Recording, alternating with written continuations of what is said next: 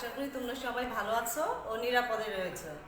আমি নাহিদ আক্তার, সহকারী শিক্ষক, Ahmed Bawani academy online school থেকে তোমাদের সবাইকে জানাচ্ছি শুভেচ্ছা। আজকে ষষ্ঠ শ্রেণীর শিক্ষার্থী তোমাদের জন্য আমি বিজ্ঞান বইয়ের তৃতীয় অধ্যায় উদ্ভিদ ও প্রাণীর কোষীয় সংগঠন নিয়ে আলোচনা করব। আসো আমরা উদ্ভিদ ও প্রাণীর কোষীয় সংগঠন সম্পর্কে কিছু জেনে নিই। উদ্ভিদ ও প্রাণীর কোষীয় সংগঠন। কোষ কোষটা কি, হ্যাঁ আমরা সেই সম্পর্কে কিছু ধারণা লাভ করব। তার পূর্বে একটু লক্ষ্য করো তো, অনেকগুলো ইট একটির পর একটি যখন সাজানো হয় তখন কিন্তু একটা কি হয়, দেয়াল তৈরি হয়, তাই না? অনেকগুলো ইট একটার পর একটা সাজানোর পর একটা দেয়াল তৈরি হয়। ঠিক আসলে সেই রকমই জীবদেহটাও ঠিক সেই রকমই। একটার পর একটা কোষ যখন সাজানো থাকে তখন সারিবদ্ধভাবে এগুলো সাজানো থাকে এবং জীবদেহ গঠন করা হয়। এখন এই কোষ সম্পর্কে তোমার বিভিন্ন বিজ্ঞানী বিভিন্ন মতবাদ বা সংজ্ঞা দিয়েছেন। বিজ্ঞানী ডি রবার্টিস তোমার 1979 সালে একটা আধুনিক এবং গ্রহণযোগ্য সংজ্ঞা দিয়েছেন। সেটা হচ্ছে কোষ হচ্ছে জীবদেহের গাঠনিক ও জৈবিক কাজের একক। কি বলেছেন? কোষ হচ্ছে বিজ্ঞানী ডি রবার্টিস কি বলেছেন? 1979-তে বলেছে, 89-তে বলেছেন,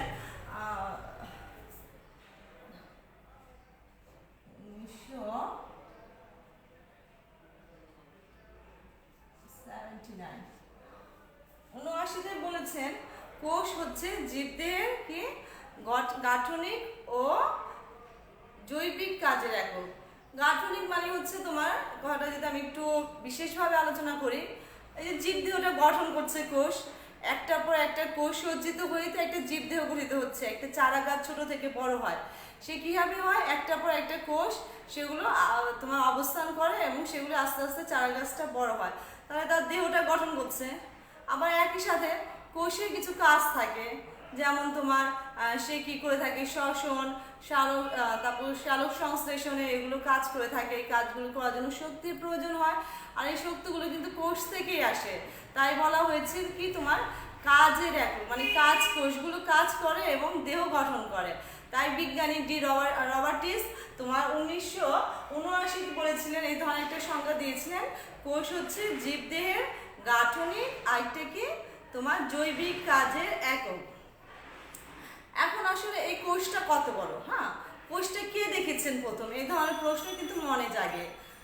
কোষটা তোমার বিজ্ঞানী তোমার রবার্ট হুক উনি 1665 সালে, কততে এইগুলো একটু মনে রাখবা, হ্যাঁ এই ডেটগুলো, 1665 সালে উনি একটা বোতলের ছিপি, ওই বোতলের ছিপির মধ্যে মৌচাকের মতো কতগুলো বক্স দেখতে পেয়েছিলেন এবং পরবর্তীতে সেই বক্সগুলোর উনি নাম দেন কোষ।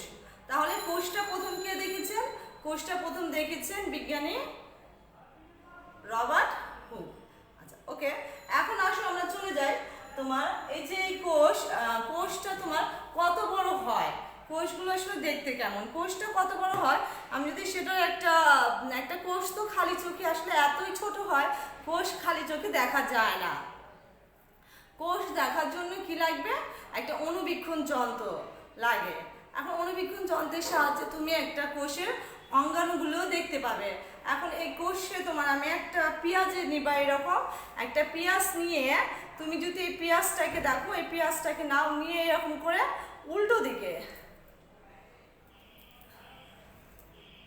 এইভাবে যদি একটা পাতলা পর্দা বের করো, দেখো এই যে পাতলা একটা পর্দা যদি বের করো, তাহলে এর মধ্যে তুমি রোদের আলোতে দিবে, রোদের আলোতে ধরলে তুমি দেখতে পাবে ছোট ছোট বিন্দুর মতো কি যেন জল জল জল জল করছে, নড়াচড়া করছে, হ্যাঁ সেগুলি আসলে কি এক একটা ছোট কোষ। এটা আমরা খালি চোখে এই ছোট কোষগুলো আমরা খালি চোখে দেখতে পাই, হ্যাঁ, কিন্তু এই কোষগুলোর ভিতরে যে অর্গানসগুলো থাকে সেগুলো কিন্তু আমরা খালি চোখে দেখতে পাই না। সেগুলো দেখার জন্য আমাদেরকে কি করতে হয়, আমাদের অণুবীক্ষণ যন্ত্রের প্রয়োজন হয়। এখন আসো কোষ সম্পর্কে আশা করি তোমাদের একটা ধারণা হয়েছে, কোষ কত বড় হয়, কোষ এখন কোষের প্রকারভেদ জেনে নেই। কোষের প্রকারভেদ।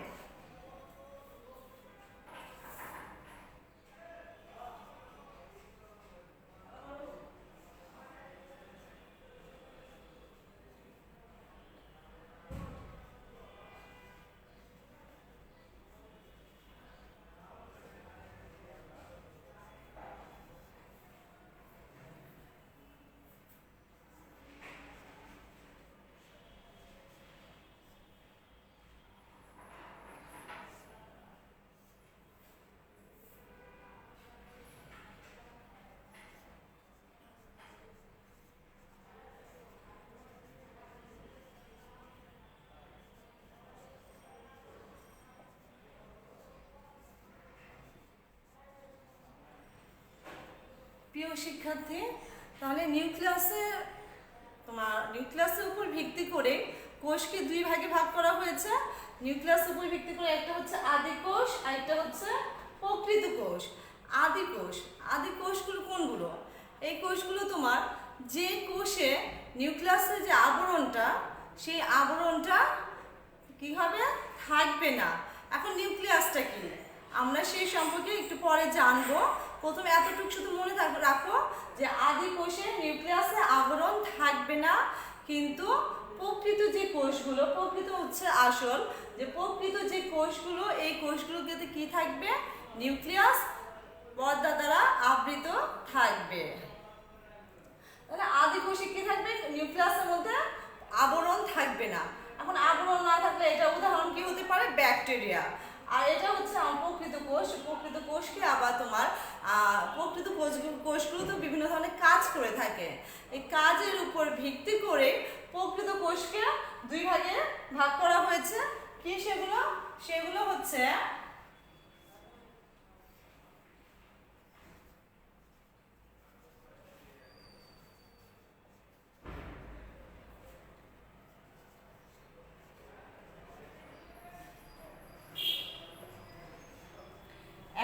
দেহকোষ আর একটা হচ্ছে জনন কোষ। দেহকোষ কোনগুলো, যে কোষগুলো একটা গাছকে ছোট থেকে বড় করতে সাহায্য করে। একটা ছোট চারা গাছ সে কি হয়, আস্তে আস্তে কিন্তু বড় বিশাল বৃক্ষে পরিণত হয়। তাহলে যে কোষগুলো ছোট চারা গাছকে বড় হতে সাহায্য করে সেগুলো হচ্ছে দেহকোষ। আর জনন কোষ কোনগুলো? তাহলে জনন কোষ হচ্ছে যে কোষগুলো প্রজননে সাহায্য করে সেগুলোই কিন্তু জনন কোষ। একটা উদাহরণ জেনে নেই জনন কোষের। সেটা হচ্ছে একটি ছোট চারা গাছ, তা থেকে কিন্তু বড় হয়ে আবার ওখান থেকে কিন্তু আরেকটা গাছ বা চারা উৎপাদন করা যায়। তাহলে একটা গাছ থেকে যখন আরেকটা চারা গাছ তৈরি করা যায় বা তৈরি হয়, সেখানে যে কোষগুলো কাজ করে থাকে সেগুলো হচ্ছে কি জনন কোষ। তাহলে জনন কোষ কি করে থাকে, প্রজননে সাহায্য করে থাকে। দেহকোষ আরেকটা হচ্ছে জনন কোষ। এখন তোমাদের অধ্যায়টা দেখো কি দেওয়া আছে, উদ্ভিদ আর প্রাণী। উদ্ভিদের কথাও বলেছে, আবার একই সাথে প্রাণীর কথাও বলেছে। দুইটা উদ্ভিদ ও প্রাণীর কোষের সংগঠন হচ্ছে কি গঠন, মানে কোষের গঠন, সেটা একটা উদ্ভিদেরও হতে হবে এবং প্রাণীরও হতে হবে, একসাথে দুইটা দিয়েছে। এখন তাহলে আমরা যদি বলি উদ্ভিদ ও প্রাণী মিলিয়ে তো আমাদের জীবদেহ, তাই না? তাহলে জীবদেহের কি হবে, তোমার জীবদেহের কোষের গঠন। জীবদেহের কোষের গঠনটা অনেকটা উদ্ভিদ ও প্রাণী কোষের গঠন অনেকটাই মিল আছে, তবে কিছু কিছু অর্গানসে পার্থক্য রয়েছে। তা আমরা যদি একটা জীবদেহ কোষ নিয়ে আলোচনা করি তাহলে কিন্তু আমরা উদ্ভিদ ও প্রাণীর কোষের গঠন সম্পর্কে অনেকটাই ধারণা পেয়ে যাব। তাহলে আমরা সার্বিকভাবে একটা জীবদেহ কোষের গঠন নিয়ে আলোচনা করি, আসো।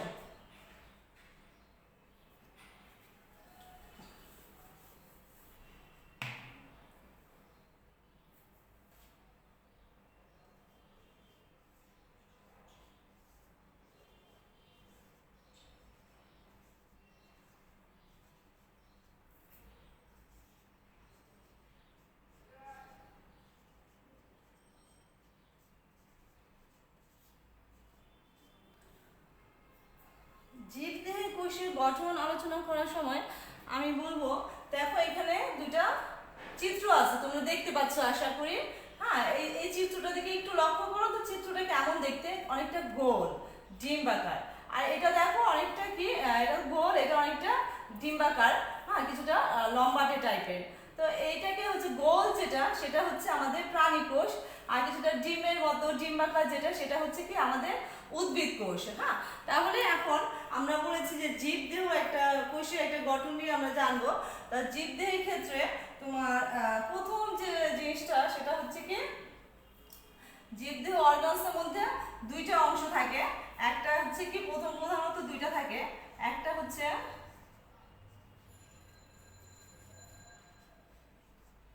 কোষ প্রাচীর, আর দুই হচ্ছে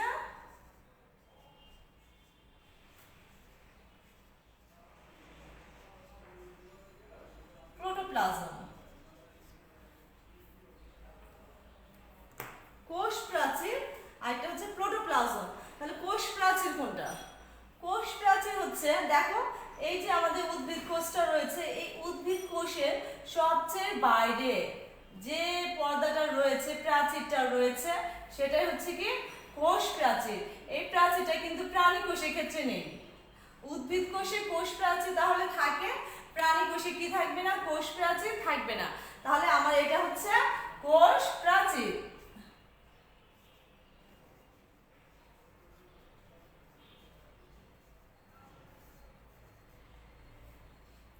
উদ্ভিদ কোষে কোষ প্রাচীর থাকে, প্রাণী কোষে কোষ প্রাচীর থাকবে না।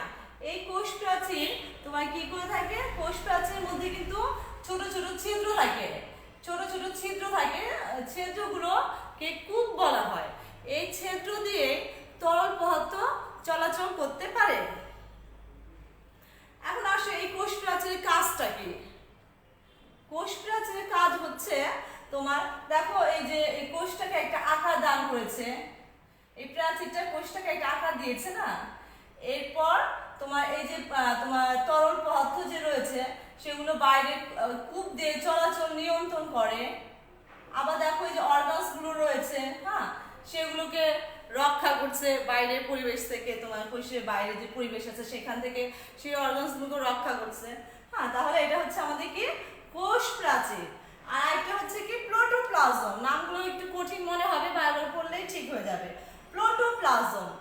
এখন এই কোষ প্রাচীরের ভেতরে যা কিছু আছে, ভেতরে যা কিছু আছে সব কিছু মিলে কিন্তু প্রোটোপ্লাজম। প্রোটোপ্লাজমকে কি বলা হয়? জীবনের ভৌত ভিত্তি বলা হয়। কারণ কি এখানে তোমার যাবতীয় শারীরবৃত্তীয় কাজগুলো হয়। এখানে থলথলে একটা জেলির মতো থলথলে অর্ধতরল পদার্থ রয়েছে। আচ্ছা, এখন এই প্রোটোপ্লাজম কি? প্রোটোপ্লাজম হচ্ছে কি তাহলে থলথলে অর্ধতরল পদার্থ, যা দেখতে অনেকটা জেলির মতো। এখন এই প্রোটোপ্লাজম আবার এই যে প্রাণী কোষেও কিন্তু রয়েছে, দেখো এই যে ভিতরে যা কিছু আছে সব কিছু, এগুলো সব প্রোটোপ্লাজম। এখন এই প্রোটোপ্লাজমকে তোমার আবার কি করেছে? প্রোটোপ্লাজমের কিছু তিনটা অংশ রয়েছে। একটা হচ্ছে কোষ ঝিল্লি,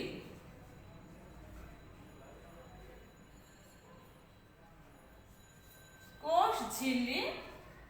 দুই হচ্ছে সাইটোপ্লাজম।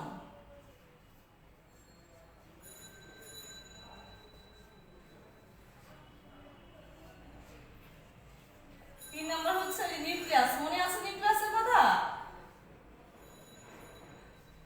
এই যে ভাগ করেছিলাম আদি কোষ আর প্রকৃত কোষ নিউক্লিয়াসের উপর ভিত্তি করে, সেই নিউক্লিয়াস। তখন আমরা নিউক্লিয়াস সম্পর্কে জানবো। তাহলে কোষ ঝিল্লিটা আসলে কি দেখি। হ্যাঁ, এই তোমার উদ্ভিদ কোষের ক্ষেত্রে দেখো এই যে তোমার এই কোষ প্রাচীরের ঠিক ভেতরে এই যে এইখানে, এই যে এটা, হ্যাঁ এখানে কিন্তু আরেকটা পর্দা দেখা যাচ্ছে, সেটা নাম হচ্ছে কি কোষ ঝিল্লি। একে কিন্তু সেল মেমব্রেনও বলা হয়। যত ধরনের পর্দা আছে, যত ধরনের পর্দা রয়েছে সেগুলির নাম হচ্ছে কি মেমব্রেন, সেল মেমব্রেন বা কোষ ঝিল্লি বলা হয়। এই কোষ ঝিল্লির মধ্যেও কিন্তু ছোট ছোট ছিদ্র থাকে। এই কোষ ঝিল্লিটাই কিন্তু তোমার সমগ্র যে সাইটোপ্লাজম গুলো আছে এই কোষ ঝিল্লির ভিতরেই থাকে। কোষ ঝিল্লি তোমার কি করে তাহলে উদ্ভিদ প্রাণী কোষেও দেখো এই যে কোষ ঝিল্লি কিন্তু এটা এই যে হ্যাঁ প্রাণী কোষে কোষ ঝিল্লি রয়েছে, গোলাকার না এটা, এই বাইরের পর্দাটা হচ্ছে কি কোষ ঝিল্লি। এখন কোষ ঝিল্লির পরে 2 নম্বরে কি রয়েছে সাইটোপ্লাজম। 2 নম্বরে রয়েছে সাইটোপ্লাজম। কোষ ঝিল্লির পরে যা আছে যেগুলো হ্যাঁ অর্ধতরল জেলির মতো থলথলে যে পদার্থগুলো হ্যাঁ এটা হচ্ছে কি তোমার সাইটোপ্লাজম। এক কথায় বলতে গেলে প্রোটোপ্লাজম থেকে তুমি যদি নিউক্লিয়াসটা সরিয়ে ফেলো, তাহলে আমরা যদি নিউক্লিয়াসটা সরিয়ে ফেলি তাহলে যে অর্গানসগুলো থাকবে সেটাই হচ্ছে কি আমার সাইটোপ্লাজম। খুব সহজ ভাষায় বুঝতে হলে আমি বলবো একটা ডিমের কথা চিন্তা করো। ডিমটা তো একটা কি জনন কোষ, একটা ডিম একটা জনন কোষ, সেখান থেকে যদি আমরা কুসুমটা তুলে ফেলি তাহলে থলথলে যে পদার্থ থাকবে সেটাই হচ্ছে কি সাইটোপ্লাজম, আর তোমার কুসুমটা হচ্ছে নিউক্লিয়াস। এখন আসো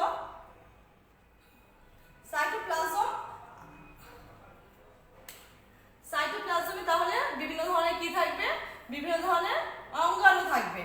এই অঙ্গাণুগুলো আবার কি কি সেগুলো একটু দেখে নিই।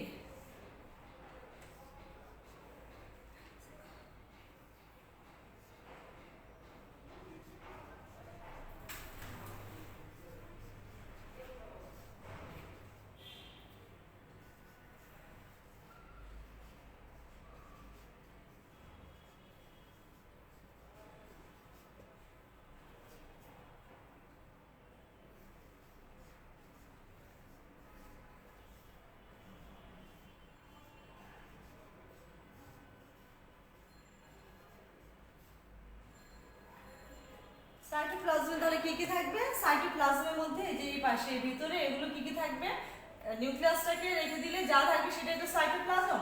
সাইটোপ্লাজমের মধ্যে থাকবে প্লাস্টিড, কোষ গহ্বর, মাইটোকন্ড্রিয়া। প্লাস্টিড, কোষ গহ্বর এবং কি মাইটোকন্ড্রিয়া। প্লাস্টিড কোনটা দেখো এই যে এটা প্লাস্টিড, হ্যাঁ আমি এগুলো আলাদা করে চিত্র নিয়ে আসছি। হ্যাঁ প্লাস্টিড এগুলো হচ্ছে প্লাস্টিড, কিন্তু এই প্লাস্টিড গুলো কিন্তু কোথায় থাকবে না, এগুলো প্রাণী কোষে থাকবে না। প্লাস্টিক কোথায় থাকে না, প্রাণী কোষে কোনো প্লাস্টিক নেই, উদ্ভিদ কোষে প্লাস্টিক থাকে। ওকে, এরপর হচ্ছে কি তোমার প্লাস্টিক সম্পর্কে একটু ধারণা দেই। প্লাস্টিককে তোমার বাংলায় বর্ণাধারও বলা হয়। বর্ণাধার হচ্ছে মানে কি যে তোমার পাতা ফুল ফল এগুলো রঙিন করতে সাহায্য করে। রঙিন হলে কি হয়, পাখিরা আকৃষ্ট হয়, পাখিরা আসে, দেখতেও তো সুন্দর লাগে তাই না।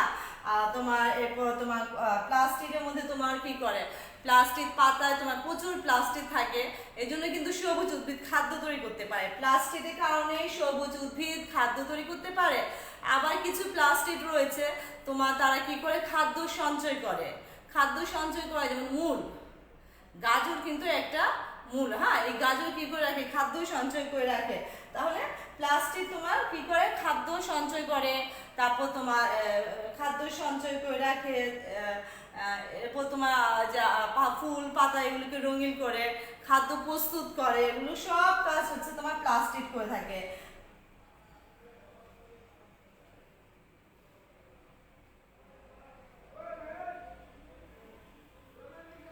এখন আসো প্লাস্টিক গেল, এখন কোষ গহ্বর। কোষ গহ্বর কোনগুলো, এই যে প্লাস্টিকটা তো দেখতেই পাচ্ছ এই যে এটা, হ্যাঁ এগুলো খুব ক্ষুদ্র থাকে, পাতায় থাকে তো এত ছোট যে খালি চোখে দেখা যায় না। কোষ গহ্বর, কোষ গহ্বর কোনগুলো, কোষ গহ্বর হচ্ছে তোমার কোষের মধ্যে ফাঁপা জায়গা, খালি জায়গা, বুঝতে পেরেছ। উদ্ভিদ কোষে সাধারণত কোষ গহ্বরটা থাকে, এই দেখো তো কত বড় একটা খালি জায়গা দেখা যাচ্ছে না, তাহলে উদ্ভিদ কোষে কোষ গহ্বর থাকে। আর প্রাণী কোষে কোষ গহ্বর সাধারণত থাকে না, যদিও কখনো থাকে তাহলে খুব ছোট হয়ে থাকে। এখন উদ্ভিদ কোষে তোমার যে কোষগুলো নতুন কোষ, সেই কোষের ক্ষেত্রে কি থাকে, তোমার প্রাণী কোষগুলো মাঝখানে থাকে, আর যেগুলো পুরাতন হয়ে যায় পরিণত কোষ, সেক্ষেত্রে কোষগুলো পাশে চলে আসে। এখন কোষ গহ্বরের কাজ কি, কোষ গহ্বর কি করে জানো, কোষ গহ্বর তোমার কোষ রস ভরাট করে রাখে, মানে এই ফাঁকা জায়গায় কি থাকে, কোষ রস থাকে, কোষের রস থাকে, গ্যাসীয় বস্তু থাকে। আচ্ছা এখন আসো চলে যায় তোমার মাইটোকন্ড্রিয়া। তাহলে মাইটোকন্ড্রিয়া কোনগুলো? এই যে সাইটোপ্লাজমের মধ্যে থাকে, এই যে দেখেছো, এই যে এগুলো হচ্ছে কি মাইটোকন্ড্রিয়া। এগুলোকে একটু বড় করে এই যে এখানে ছবি আর্ট করে নিয়ে এসেছে, দেখো এটা কিন্তু একটা মাইটোকন্ড্রিয়া। দেখতে পেয়েছো কেমন একটু প্যাচ প্যাচ প্যাচ প্যাচ না? হ্যাঁ, এটার নাম হচ্ছে মাইটোকন্ড্রিয়া। এটাও তোমার এই সাইটোপ্লাজমের মধ্যে এই যে প্রাণী কোষে থাকে, প্রাণী কোষে থাকে, উদ্ভিদ কোষে থাকে এই যে মাইটোকন্ড্রিয়া গুলো। এখন আসো এই মাইটোকন্ড্রিয়া গুলোকে কেন, এই মাইটোকন্ড্রিয়াকে একটা প্রশ্ন আসে যে পাওয়ার হাউস বা শক্তির উৎস বলা হয়। কেন বলা হয় পাওয়ার হাউস? কারণ হচ্ছে এই সাইটোপ্লাজমে যে মাইটোকন্ড্রিয়া গুলো থাকে, এই মাইটোকন্ড্রিয়ার তোমার সাইটোপ্লাজমে মাইটোকন্ড্রিয়া গুলো থাকে, এই মাইটোকন্ড্রিয়াতে কি হয় তোমার শ্বসন কাজ সম্পন্ন হয়। আর শ্বসন কাজ সম্পন্ন করার জন্য শক্তির প্রয়োজন হয়, প্রচুর শক্তি উৎপাদন করে। এটার জন্য মাইটোকন্ড্রিয়াকে তোমার কি বলা হয়? শক্তির আধার বলা হয়। এরপর আসো মাইটোকন্ড্রিয়া, এটা কিন্তু দেখো দুইটা স্তর বিশিষ্ট। হ্যাঁ, যে এখানে এক স্তর আর এটা আছে না বাইরের স্তরটা, কিন্তু এটা বাইরের স্তর। এটা কিন্তু দেখো মসৃণ, কোনো প্যাচ পুচ নেই। আর ভেতরের স্তরটা দেখো, এই দেখছো কেমন প্যাচ খাওয়ানো। এগুলোকে এই প্যাচ প্যাচ গুলোকে কি বলা হচ্ছে? ক্রিস্টি বলা হয়। এখানে কিন্তু অনেক সময় ডিএনও থাকে। এখন এখানে আরেকটা রয়ে গিয়েছে কে বলো তো দেখি? কোষ ঝিল্লি নিয়ে আলোচনা করলাম, সাইটোপ্লাজম সম্পর্কে বললাম, আর রয়ে গিয়েছে কে? নিউক্লিয়াস। নিউক্লিয়াসটা এই দেখো, এখানে আমি একটা নিউক্লিয়াস নিয়ে আসছি। এখানেও নিউক্লিয়াস দেখা যাচ্ছে নিউক্লিয়াস গুলো দেখা যাচ্ছে। সহজ কথা হচ্ছে ডিমের মধ্যে যে কুসুমটা থাকে, কুসুমটাই হচ্ছে নিউক্লিয়াস। এখন দেখো এই যে নিউক্লিয়াসটা আশা করি দেখা যাচ্ছে। এই নিউক্লিয়াসটা তোমার এটা হচ্ছে নিউক্লিয়াস, এই যে গোল, অনেক সময় ডিম্বাকারও হয়। যাই হোক, এই নিউক্লিয়াসটা কিন্তু উদ্ভিদ কোষ এবং প্রাণী কোষ দুইটার মধ্যেই থাকে, নিউক্লিয়াস থাকে। এই জন্য তো এগুলো সজীব প্রকৃত কোষ। যাই হোক, এখন এই নিউক্লিয়াস গুলো দেখো কয়টা অংশ থাকে। নিউক্লিয়াসের মধ্যে কিন্তু আবার 4টা অংশ থাকে। অংশগুলো কি কি? নামগুলো একটু কঠিন, তুমি বারবার নামগুলো পড়বে, দেখবা চলে আসবে মুখে, এবং বানানগুলো ভুল হবে না, বানানের ক্ষেত্রে একটু সতর্ক থাকবে। তাহলে নিউক্লিয়াসের 4টা অংশ আমি এদিকে লিখি।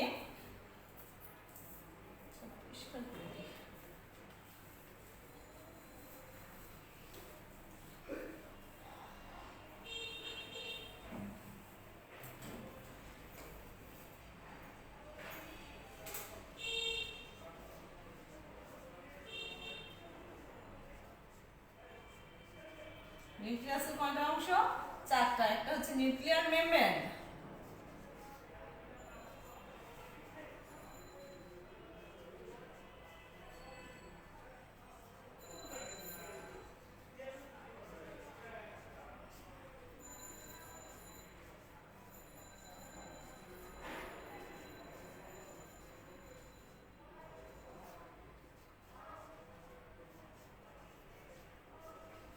Nucleoplasm, nucleolus.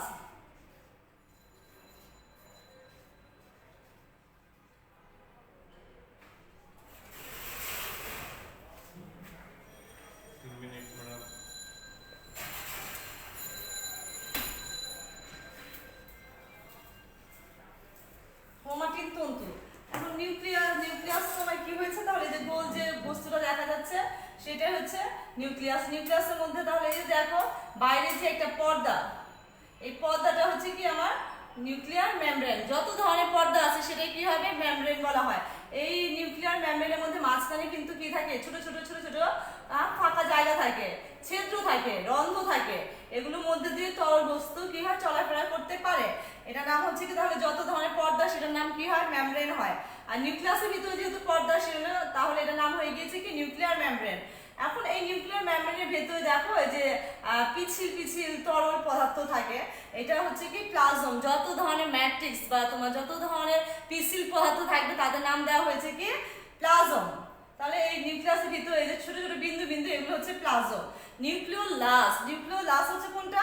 এই যে দেখো এই যে নিউক্লিয়াসের ভিতরে সবচেয়ে ঘন, একদম গোলাকার ঘন বস্তু, সেটা হচ্ছে কি? নিউক্লিওলাস। আর এইখানে দেখো সুতার মতো, এই যে সুতাটা অনেক সময় প্যাঁচানো থাকে, তো অনেক সময় এটা খোলা থাকে সুতাটা, আবার অনেক সময় এই নিউক্লিওলাসের সাথে আবদ্ধ থাকে। তাহলে দেখো এই যে প্লাজম, এটা হচ্ছে আমার নিউক্লিয়ার মেমব্রেন। মেমব্রেনের ভিতরে প্লাজম গুলো থাকে। এই প্লাজমের ভেতরেই কিন্তু নিউক্লিওলাস এবং ক্রোমাটিন তন্তুটা থাকে। এই নিউক্লিওলাস আর ক্রোমাটিন তন্তু। এই ক্রোমাটিন তন্তুগুলো আবার কি করে থাকে, সুতার মতো। তো এখন তুমি তোমার আব্বুর মতো হবে না তোমার আম্মুর মতো হবে, কার মতো হবে এটা ডিপেন্ড করে কিন্তু এই ক্রোমাটিন তন্তুর উপর। এই ক্রোমাটিন তন্তুটা তোমার কি হয়, এখানে ডিএনএ থাকে। এই ডিএনএ গুলো তোমার নির্ভর করে দেয় তুমি আসলে কার মতো হবে। এর অর্থ কি, যে এক প্রজন্ম থেকে আরেক প্রজন্মে তোমার ক্যারেক্টার বা বৈশিষ্ট্যগুলো কি হবে, বৈশিষ্ট্যগুলো যাবে বা ধারণ করবে, সেটা কে বা ধারণ করে থাকে, এই ক্রোমাটিন তন্তুগুলো বা ডিএনএ এইগুলো ধারণ করে থাকে। তাহলে আশা করি বুঝতে পেরেছো। এখন জীবকোষের গুরুত্ব কি, গুরুত্ব কিন্তু তখনই বলেছিলাম, একটা জীব কি হয়, তোমার দেহ গঠন করে থাকে। আবার টিস্যু, টিস্যু মানে কি, অনেকগুলো কোষ মিলে যখন একই জায়গা থেকে উৎপাদন হয় বা একই কাজ করে থাকে, তাহলে সেটাকে আমরা টিস্যু বলবো। টিস্যু গঠন করে থাকে। আবার অনেকগুলো টিস্যু মিলে কি হয়, একটা অঙ্গ তৈরি হয়, যা আমাদের চোখ দেখতে সাহায্য করে। এখানে যে টিস্যুগুলো, অনেকগুলো টিস্যু মিলে কি হচ্ছে, একটা অর্গানস তৈরি হয়েছে, আমাদের হাত পা তৈরি হয়েছে, তাহলে অঙ্গ তৈরি করে থাকে। খাদ্য উৎপাদনের ক্ষেত্রে তখনই বলেছিলাম, এই যে ক্লোরোপ্লাস্ট কি করে থাকে, সবুজ উদ্ভিদ খাদ্য উৎপাদন করে থাকে। এটা হচ্ছে কি খাদ্য উৎপাদন করে থাকে, তাহলে এটা কোষের গুরুত্ব। হ্যাঁ, শক্তি উৎপাদন করে থাকে। এখানে বলেছিলাম এই মাইটোকন্ড্রিয়ার কথা বলেছিলাম, কি মাইটোকন্ড্রিয়া কি করে থাকে, শক্তি উৎপাদন করে থাকে। দেখতে পেয়েছো, তাহলে জীবদেহ গঠন করে, খাদ্য উৎপাদন করে, তোমার কি করে, টিস্যু গঠন করে, অর্গানস তৈরি করে, এগুলো আসলে সবই কিন্তু কোষের গুরুত্ব। তাহলে আশা করি তোমরা বুঝতে পেরেছো ক্লাসটা, এবং ছবিগুলো বারবার আর্ট করবে, না হলে কিন্তু পারবে না। হ্যাঁ, তো আজকের মতো এখানে রাখি। আল্লাহ হাফেজ।